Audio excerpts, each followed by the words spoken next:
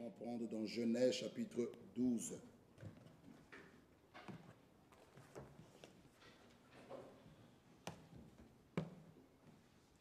Genèse 12.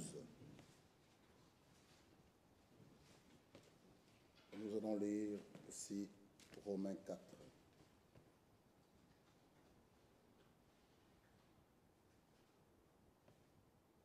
L'Éternel dit à Abraham, va-t'en de ton pays, de ta patrie et de la maison de ton père, dans le pays que je te montrerai.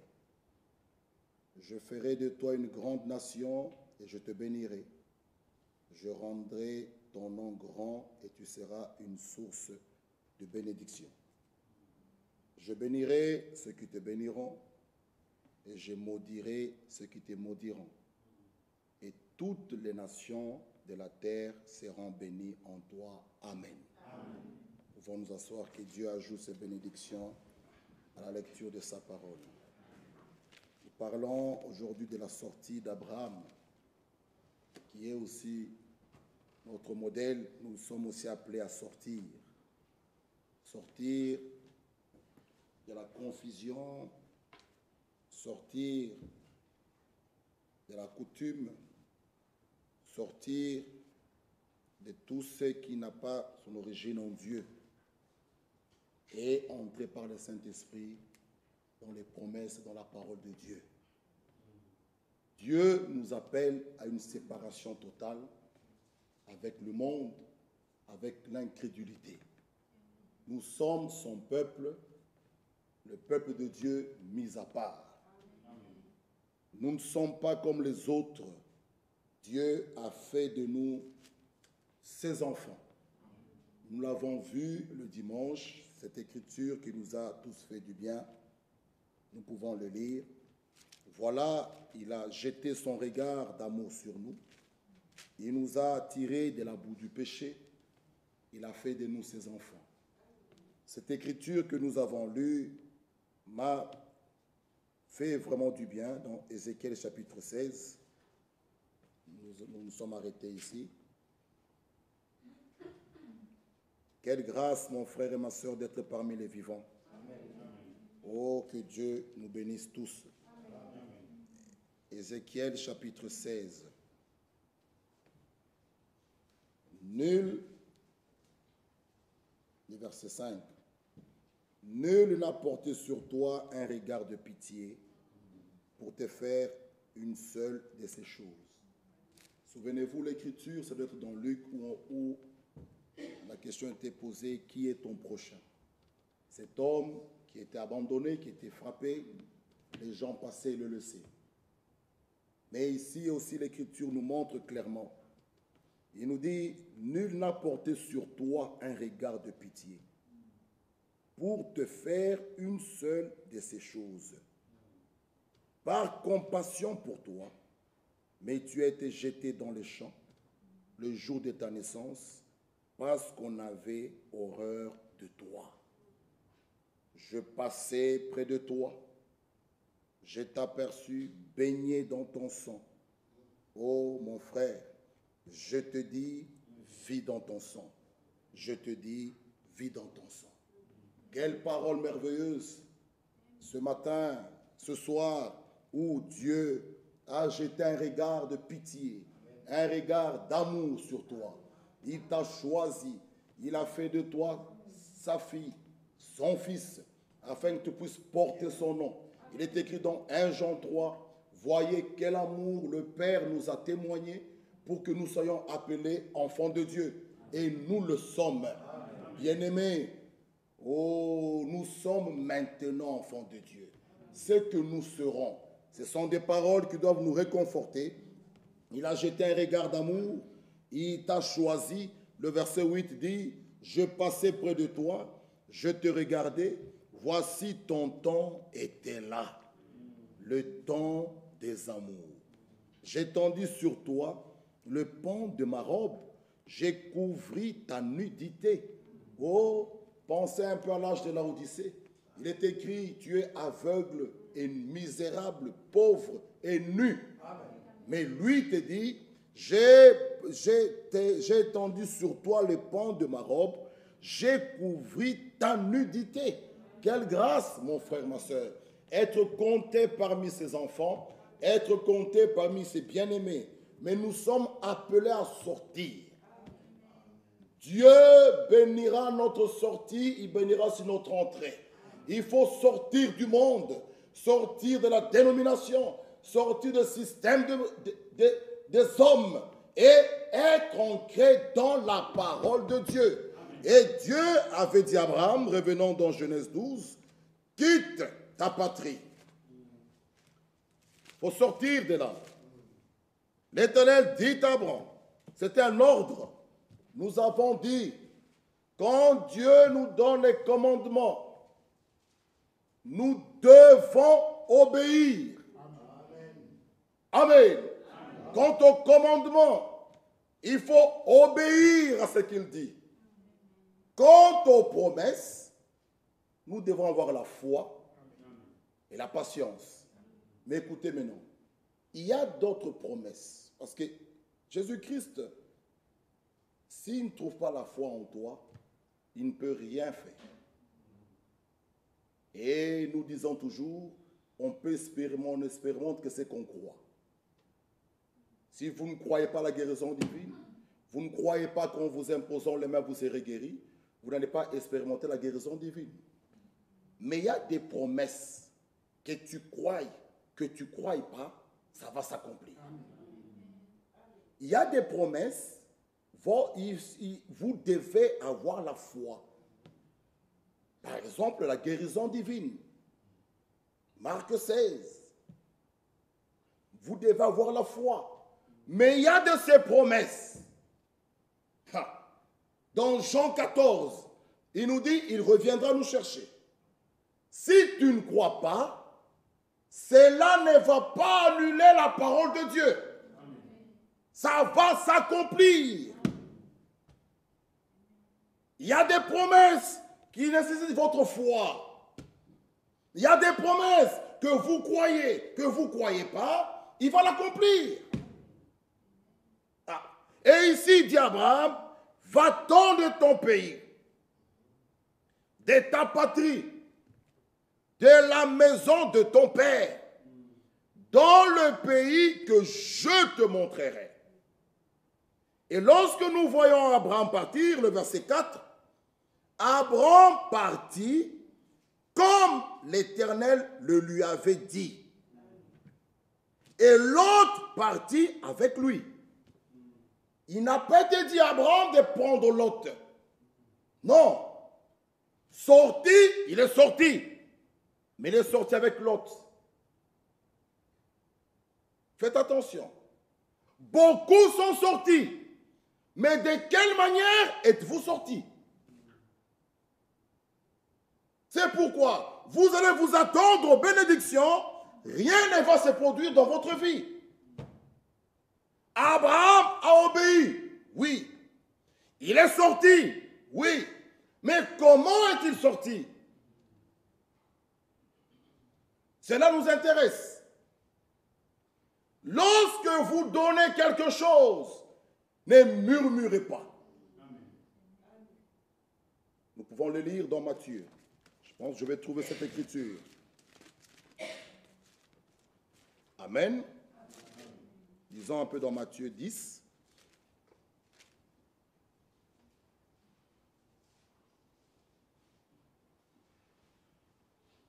Le verset 42. Regardez.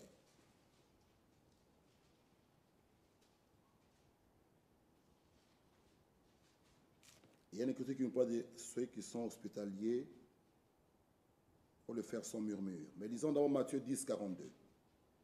Quiconque donnera seulement un verre d'eau froide à l'un de ces petits, parce qu'il est mon disciple, je vous le dis en vérité, il ne perdra point sa récompense.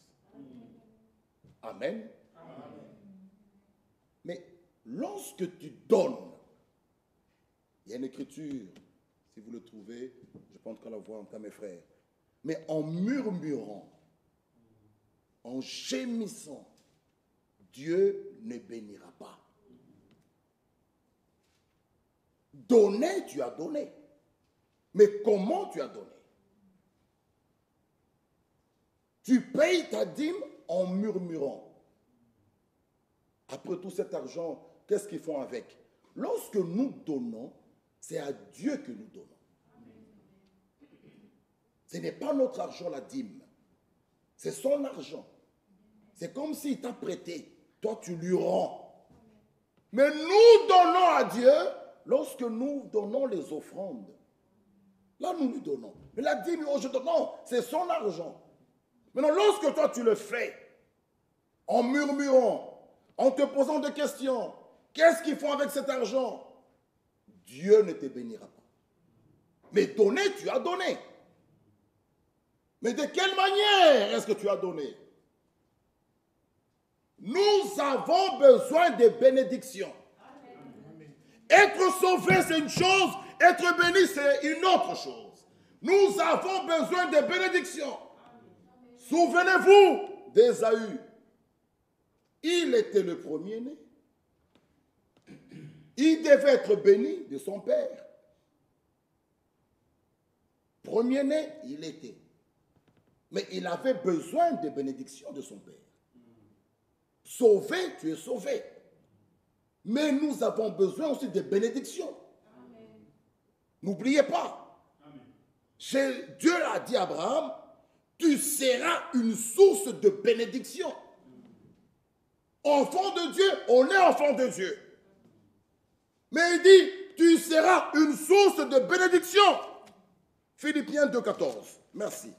Lisez avec moi. Je voulais parler de Romains 4 et de Jacques 2, mais que le Seigneur nous conduise. Philippiens 2,14. Philippiens chapitre 2, verset 14. Il nous dit ceci.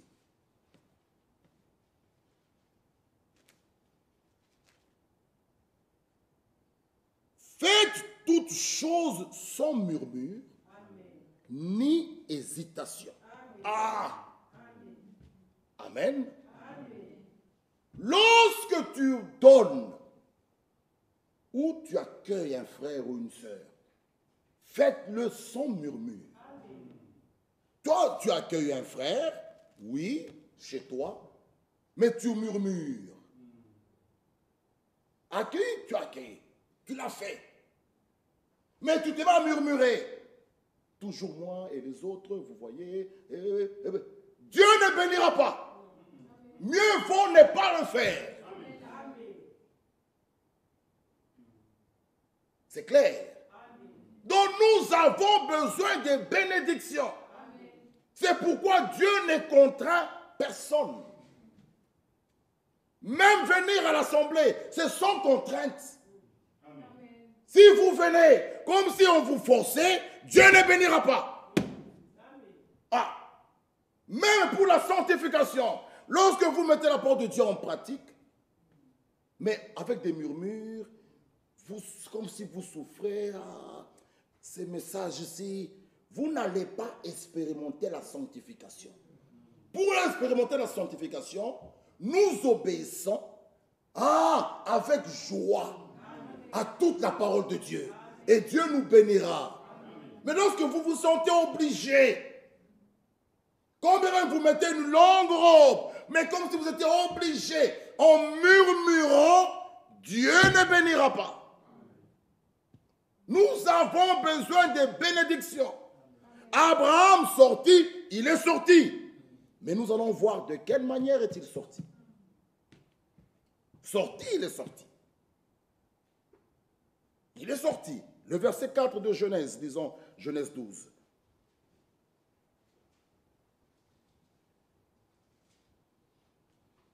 Genèse 12.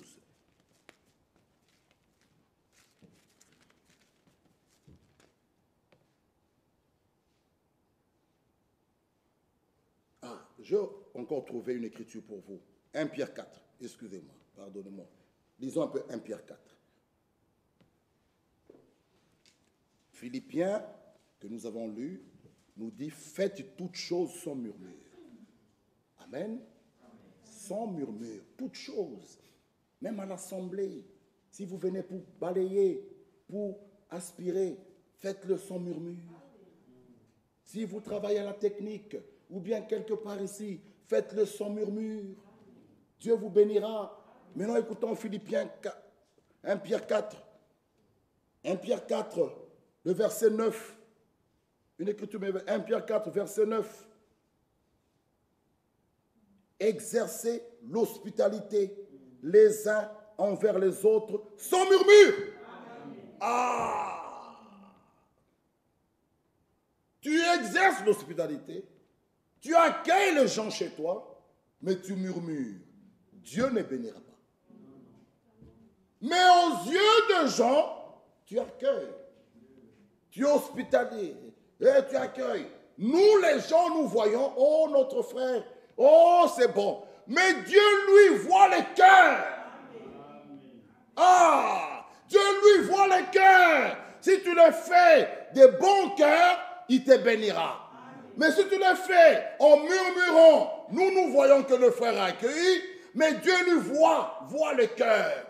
Exercez l'hospitalité les uns les autres, sans murmure, comme des bons dispensateurs des diverses grâces de Dieu, que chacun de vous mette au service des autres le don qu'il a reçu.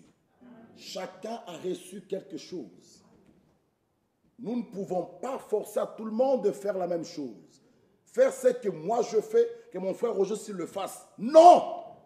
Moi je dois mettre le don que j'ai reçu aux autres. Lui aussi il a sa part que Dieu lui a donnée. C'est comme cela que nous nous complétons pour former ce corps. Bon, moi j'accueille mes frères Roger. Toi aussi accueille un peu. Non, non! Il a sa part aussi à faire dans le royaume. Nous nous complétons. Dieu est bon, bien-aimés frères et sœurs. Ne le faites pas avec... Faites-le sans murmure et Dieu vous bénira. Souvenez-vous de cette femme qui avait logé le prophète. Souvenez-vous. Une écriture qui me vient encore, c'est dans un roi. Ça doit être Géasi et Élisée. Hein. Mes frères, ce sont des écrits qui me viennent. Ça va nous aider. Cette femme qui avait encore logé, et l'homme devait partir. Il dit, demande ce que tu veux. Cette femme n'avait pas d'enfant, et puis l'enfant était mort. Nous connaissons l'histoire. Nous sommes des lecteurs de la Bible. Un roi, 17. 17. Le verset 17. Oui.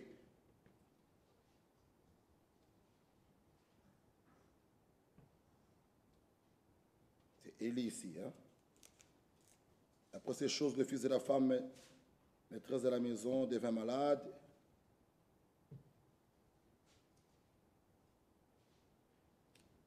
Je cherche cette femme qui avait dit à son mari, tout va bien. L'enfant qui était mort. Où vas-tu? Il dit, tout va bien. Là, c'est Élisée.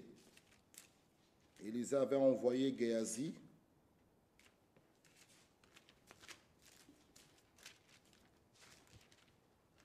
Nous devons lire la Bible.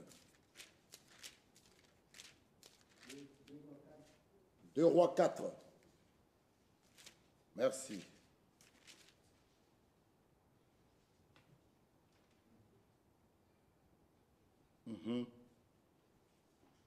Ah, merci. 2 Rois 4. Lisez avec moi 2 Rois chapitre 4.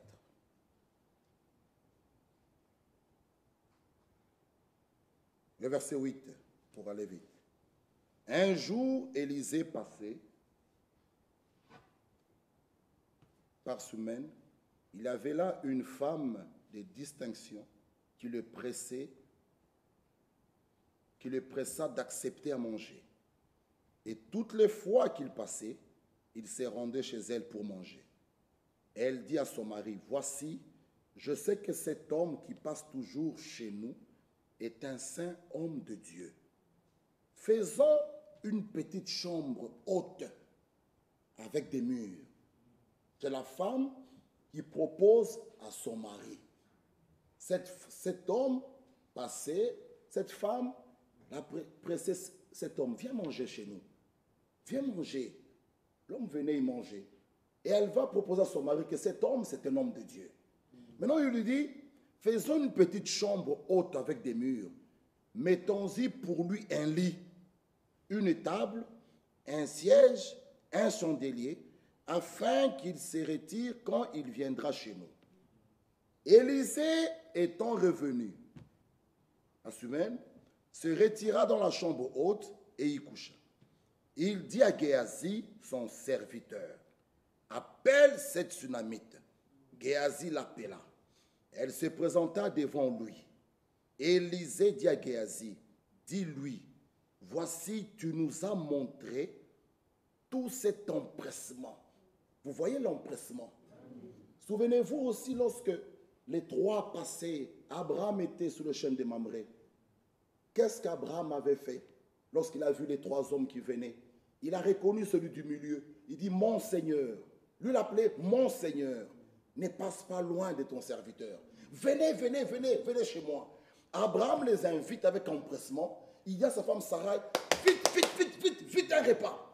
L'empressement, l'empressement. Il prépare, il présente à manger, il mange. Le secret maintenant devait sortir.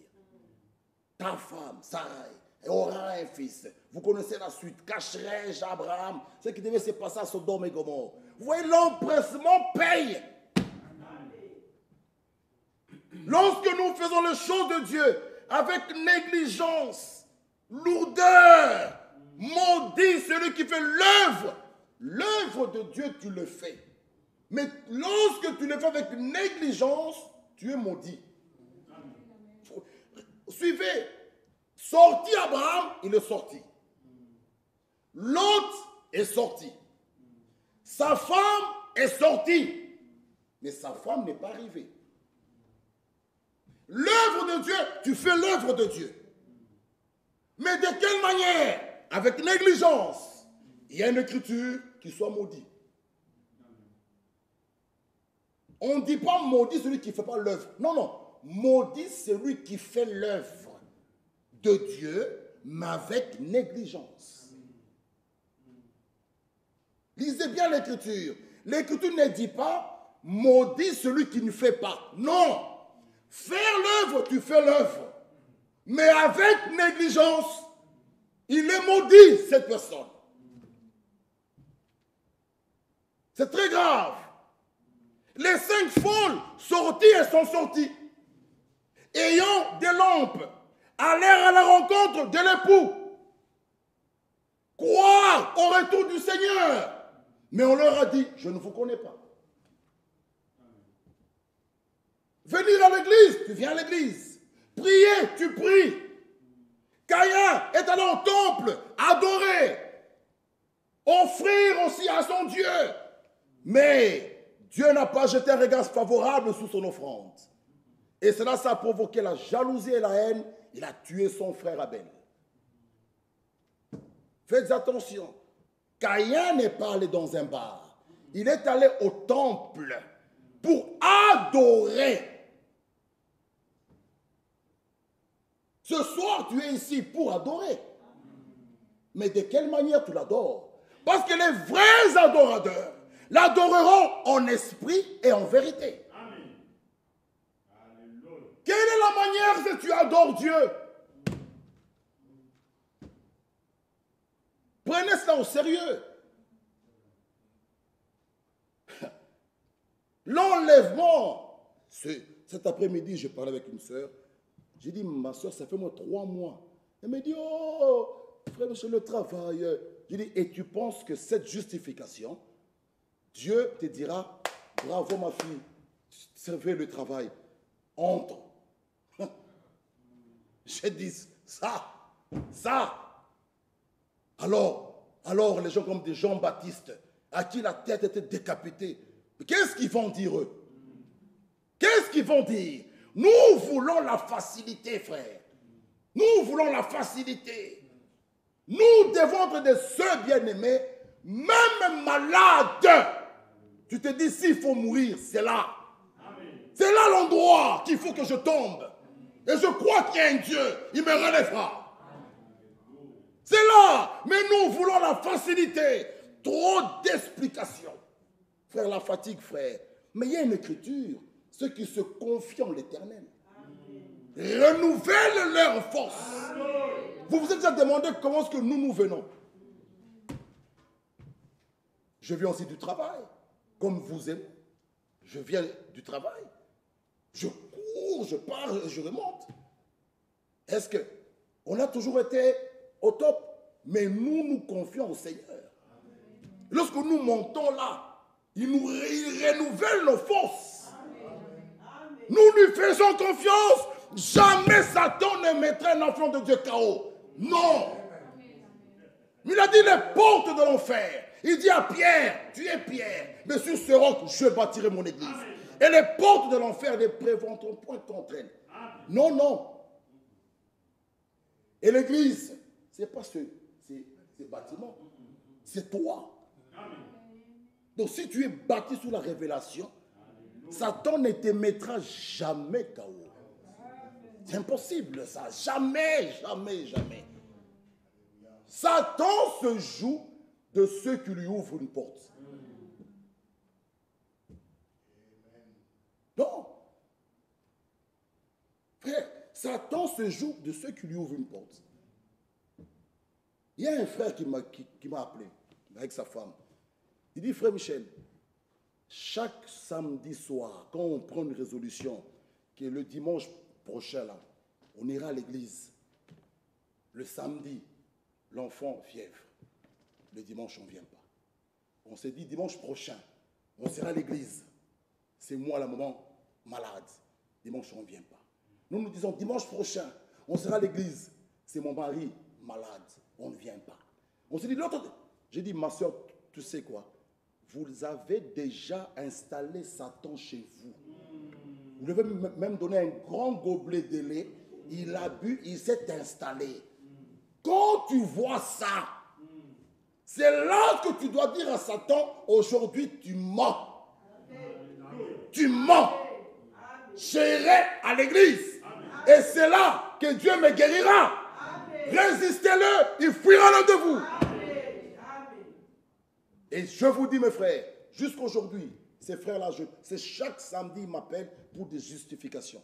Jusqu'aujourd'hui. C'est pour moi 1 an. Il les a mis KO.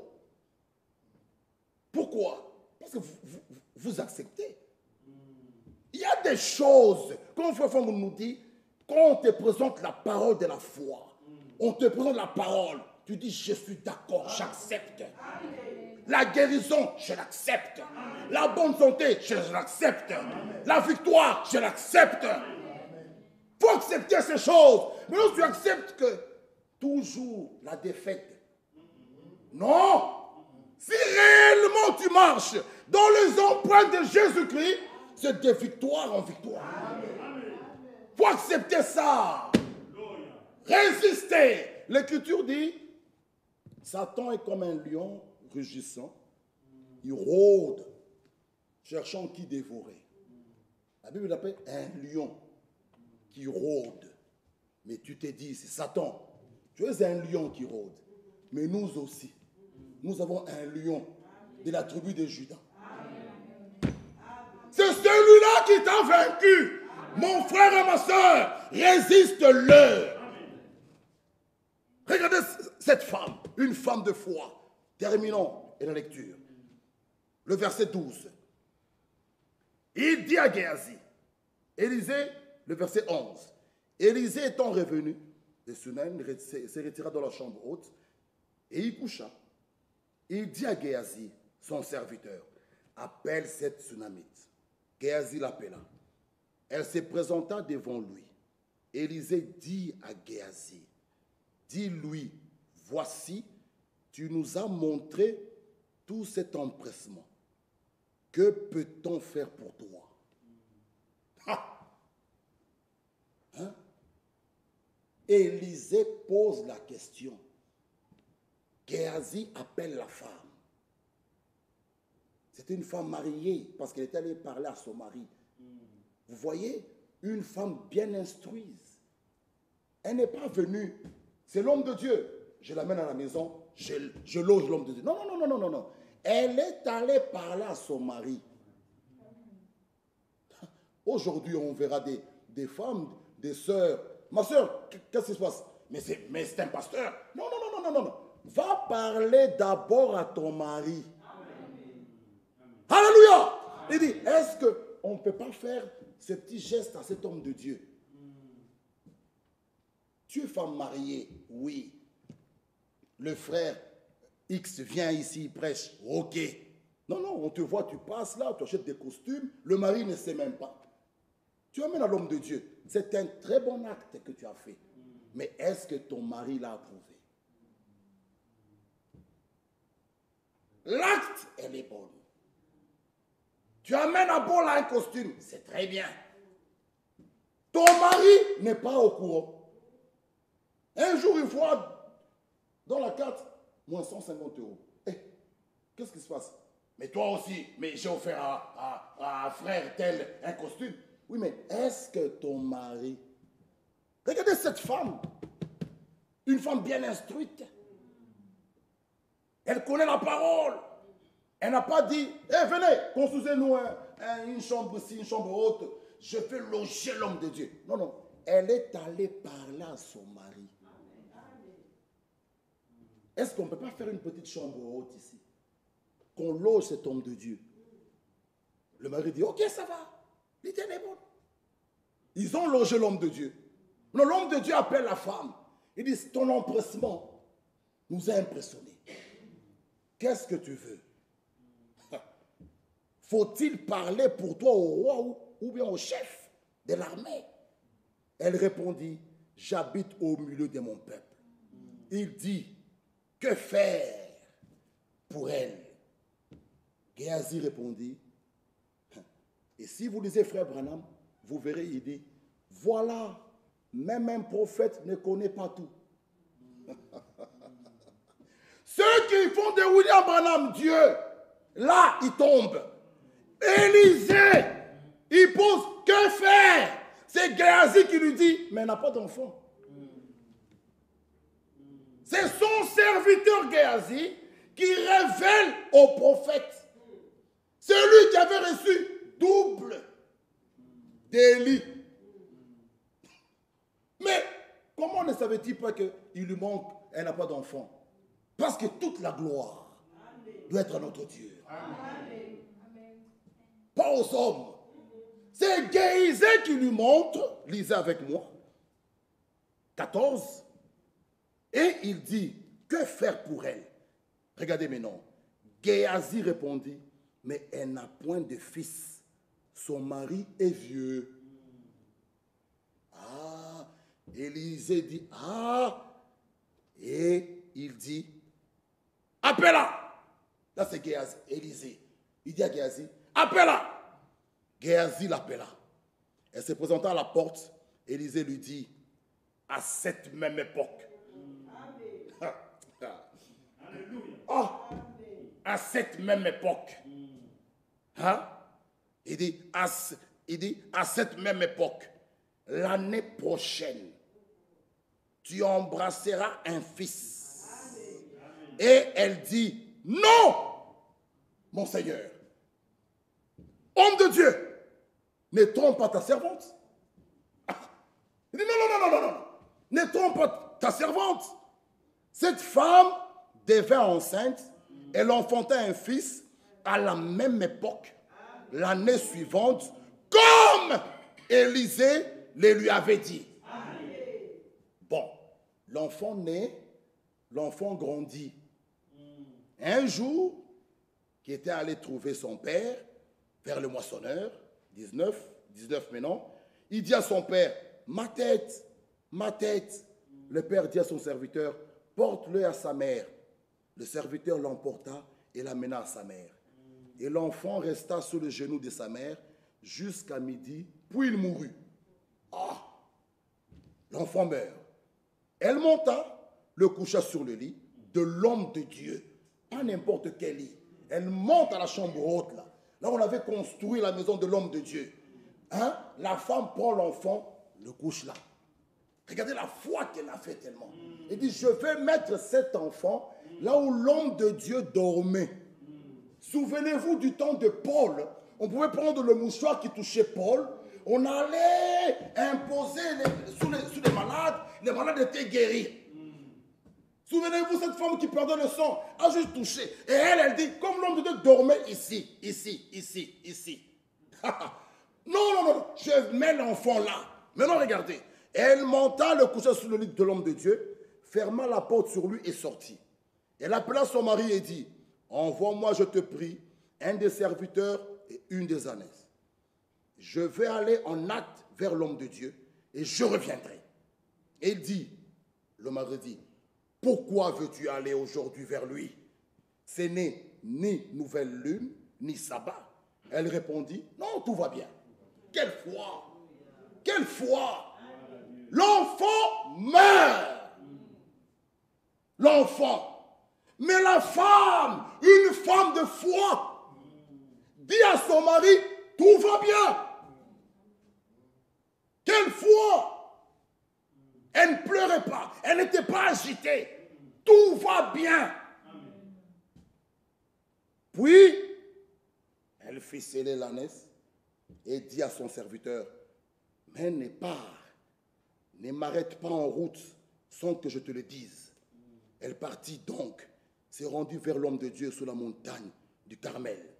L'homme de Dieu l'ayant aperçu de loin, dit à Géasi, son serviteur, voici cette Sunamite. Maintenant, on court donc à sa rencontre et dis-lui, te portes-tu bien? Ton mari et ton enfant se portent-ils bien? Elle répondit, bien. Oh!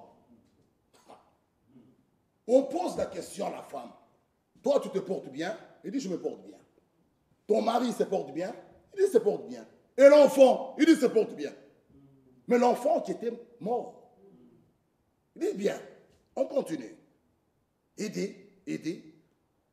Et dès qu'elle fut arrivée auprès de l'homme de Dieu, le problème c'était voir l'homme de Dieu. Ce n'est pas toi, Géasi. Moi, amène-moi là où se trouve l'homme de Dieu. Elle arrive à l'homme de Dieu, sur la montagne, embrassa ses pieds, Géasi s'approcha pour la repousser. Mais l'homme de Dieu dit, laisse-la, car son âme est dans l'amertume. L'Éternel me l'a caché. Me l'a caché et ne me l'a point fait connaître. Alors elle dit, ai-je demandé un fils à mon Seigneur? N'ai-je pas dit, ne me trompe pas?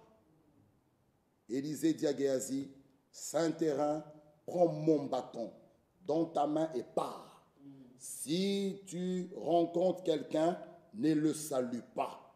Si quelqu'un te salue, ne lui réponds pas. Tu mettras mon bâton sur le visage de l'enfant.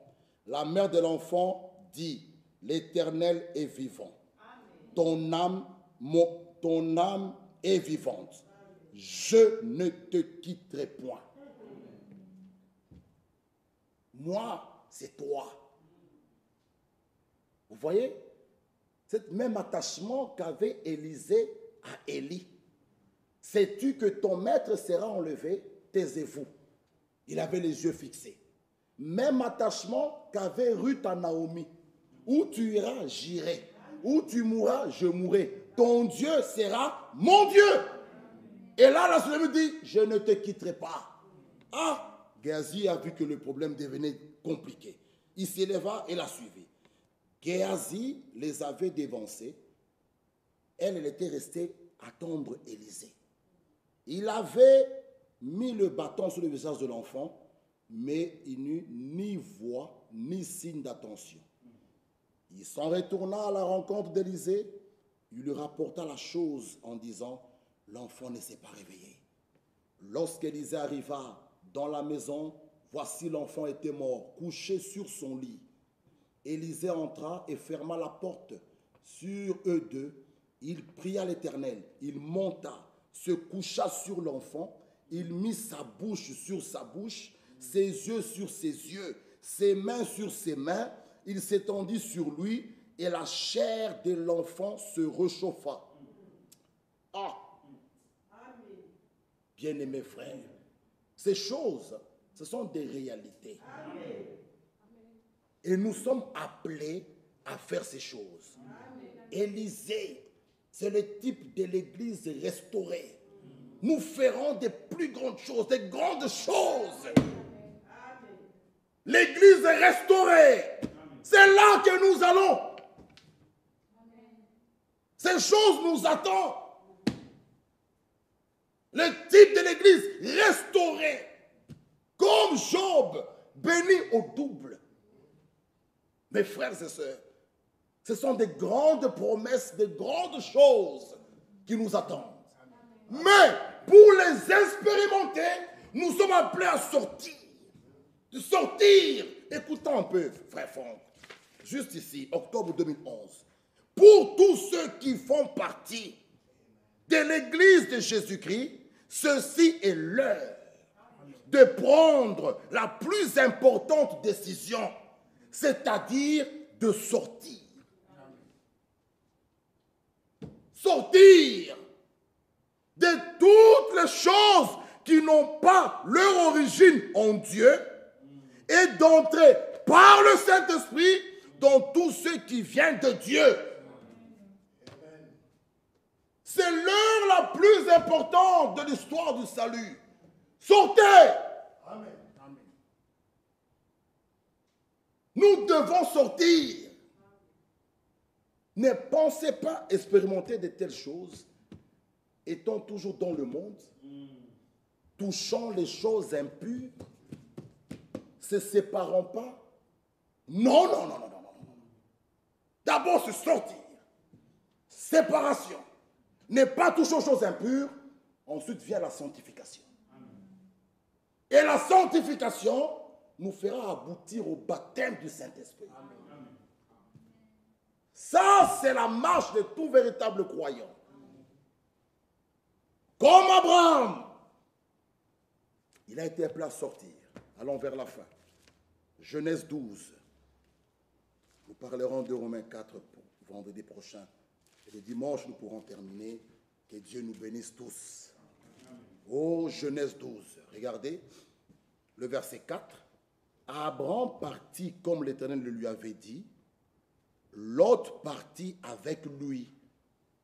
Abraham était âgé de 75 ans lorsqu'il sortit de Charan. Abraham prit Sarai, sa femme, Lot, fils de son frère, avec tous les biens qu'il possédait et les serviteurs qu'ils avaient acquis à Charan. Ils partirent pour aller dans le pays de Canaan. Et ils arrivèrent au pays de Canaan. Maintenant, quand vous lisez au chapitre 13, vous verrez que c'est là où Abraham et Lot se sépara. Mais lorsqu'Abraham était sorti, il est sorti avec Lot. Mais cela ne lui a pas été dit de prendre Lot. Sa femme, oui. Parce qu'ils ne sont plus deux, ils sont une seule chair. Ah, il ne pouvait pas sortir et laisser Sarah. Non, sortir avec Sarah, c'est correct. Mais Abraham prend sa femme, ce qui est correct. Il prend Lot et il a aussi pris son père. Nous pouvons le lire dans Actes chapitre 7. On nous parle de la mort de son père. Mais avant ça, Dieu ne l'a pas visité. Sorti, il est sorti. Sorti, tu sors. Mais tu demeures encore avec des choses, même chez toi, que ta maman t'avait donné. Il dit ça. Chaque fois que tu veux voyager, mets ça dans ta poche. C'est la chance. Et tu crois à ces choses. Et tu es ici dans la parole, dans le message de l'heure, le message biblique. Tu as encore ces petites histoires. Sorti, tu es sorti. Mais tu as encore des choses impures, tu touches encore à des histoires, des racines. Mais sorti, tu es sorti. Ne t'attends pas une bénédiction. Il faut sortir, se séparer, ne pas toucher aux choses impures. Alors lui, il peut nous accueillir. Nous pouvons être ses fils et ses filles. Il sera notre Père. Mais pas avant ça. C'est clair. Beaucoup sont sortis. Oui, beaucoup sont sortis. Mais beaucoup n'ont pas laissé les bagages qu'ils avaient dans la dénomination. Beaucoup ramènent encore. Lorsque nous prions, par exemple, vous trouvez encore des gens avec des prières dénominationnelles. J'invoque le sang, le sang. Ça, c'est les pentecôtes, c'est les choses de la dénomination. Nous sommes dans la véritable parole. Ils vont encore, ils disent, c'est quoi ça? Non! Pour prier pour les malades, il prend sa veste, il frappe le malade. Il dit, vous imposerez les mains aux malades. Ça, c'est ce qui est apostolique. Ah! Ce qui est apostolique, c'est ce que les apôtres ont fait. Et biblique, c'est ce qui est dans la Bible. Mais nous sortons, mais nous ramenons encore des petites histoires. Vous trouvez des sœurs qui parlent. C'est très bien, mes sœurs. Une exhortation. J'ai demandé 2-3 versets. Vous avez le verset. Vraiment, par respect des choses de Dieu, donnez le verset au diacre. Quand on laisse des sœurs, là, qui trouvent le verset. Frère, c'est Philippiens 2,14. Ok. Après, je demande l'autre. Oh, mon frère, Genèse 12. Mais où sommes-nous? Dans l'assemblée des saints, les femmes se taisent. Mais lorsqu'on dit priant, les femmes ont le droit de prier. De parler en langue, de chanter, de prophétiser. Sinon, ça devient un désordre. Et lorsqu'on t'exhorte, oh, on se fâche. On a étouffé le don. Mais le don qui vient de Dieu travaille dans l'ordre. Alléluia. Donc ce don-là travaille dans l'ordre. Sorti, on est sorti, mais on ramène encore les petites histoires. Vous trouvez des sœurs avec son petit clan dans l'église. Il dit, frère, nous quand on était là-bas, non, oubliez les choses de l'Égypte. Oubliez là-bas. Vous savez Moïse, lorsqu'ils sont partis, pour entrer en Canaan, Moïse a envoyé 12 espions. 12. Un de chaque tribu. Les 12 partent, ils rentrent, 10 découragent le peuple. Ils disent, nous n'allons pas entrer. Le pays est là. Nous l'avons vu, nous l'avons expérimenté. Les géants qui sont là, ils vont nous écraser. Mais le pays est vrai. Nous les avons vus. Même la preuve est là. Ils ont ramené leur récin, les grades de récin. Ils disent, voilà la preuve. Mais il y a des géants. Ils vont nous écrouler. 2 disent non. Pourquoi non? Dieu a dit. Amen. Ce pays est le vôtre. Partout ton pied va fouler, je te donne. Amen.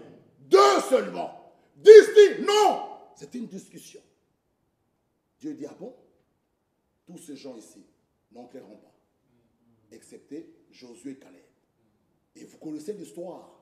Tous ces gens-là ne sont pas entrés. C'était terrible. Josué prend la relève. Moïse est mort. Ils partent.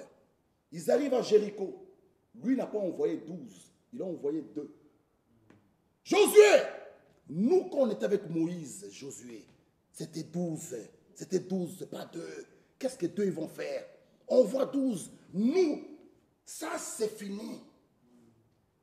Nous, quand on était là-bas, frère. Oh, frère. Non!